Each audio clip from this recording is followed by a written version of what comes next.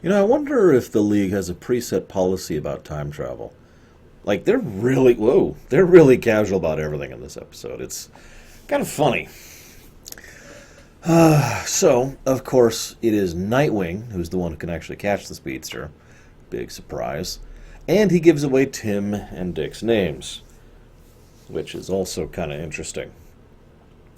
I also like how Grayson's a step ahead of them pretty consistently. That is fairly Nightwing, and I do like that. There's also this bit where he mentions you don't want to crash the time stream, and he's like, yeah, crash. Wouldn't that be nice? There's about, I'd say, 4 or 5 times when whoever this kid actually is gives away some of his motivations. You know, obviously that's before the end where he literally gives away, got to get into character, it's a one-way trip, you know, got to save the future, blah, blah, blah. And they have a weird emphasis on the word crash and mode. Even the aliens were using the word mode. It's just weird. Anyway, so then Neutron shows up. Now, at first I made fun of this in my notes. In fact, I have several notes there. I called him Generic Man.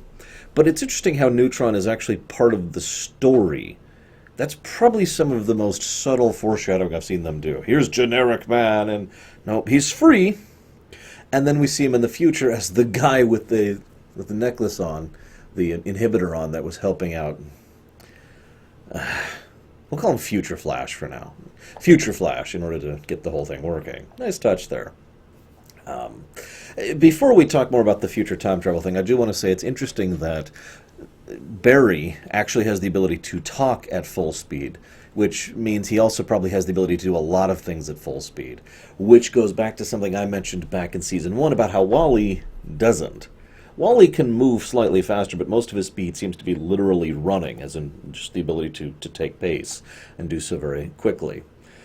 And of course, he can't run it anywhere near as fast as the actual Barry, the current Flash, can actually do. So, I don't know. It's just nice seeing this in demonstration. He even mentions the idea that he could go near light speed, which is pretty damned impressive and terrifying when you think about it. I mean, he literally outran time at one point in time, so let's not get into that. Although, was that Barry? I don't actually remember who that was. But anyways, point being, then, well, let's see here. So, the kid says he wants to crash the time stream. He mentions maybe you shouldn't answer the call, and then he mentions maybe you shouldn't deal with it. Then he gets involved twice in the actual encounter to try and prevent Barry from actually dying there, which is apparently what was going to happen under the circumstances. I just point that out because this would not be the first time we've seen the idea that the Flash dying would change history. Justice Lords, excuse me. But I like the hugs.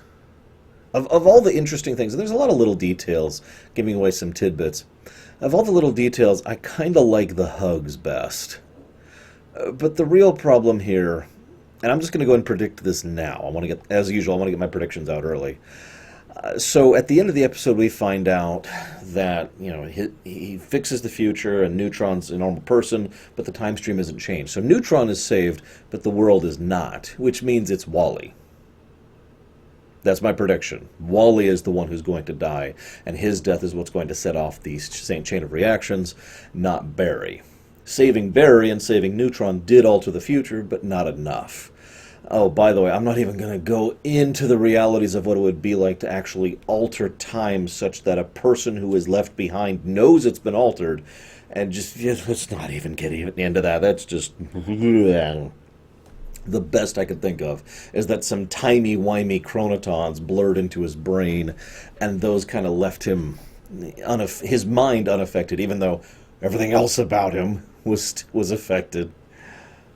Whatever. And then there's the little side plot with Red and Roy and Cheshire. First of all, I kind of actually I don't like, but I am amused by the fact that Cheshire is doing this for almost entirely selfish reasons. But what I am really amused by is the fact that it's like, okay, well, the kid alerted the entire Ninja Clan. So then they cut away, and then they cut back, and they've just finished beating up the entire Ninja Clan. There's a lot of video games I could reference there, but the one that came most to my mind was Dynasty Warriors. All right, here's 50 guys. Okay, let's go. Anyways, interesting episode. They have started yet another story arc. I'm starting to question that, if I'm being honest. Now, I know they have a season 3, and I know a season 4 is coming.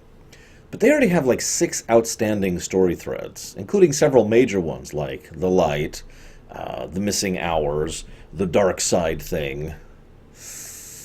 I guess that's all the really big ones.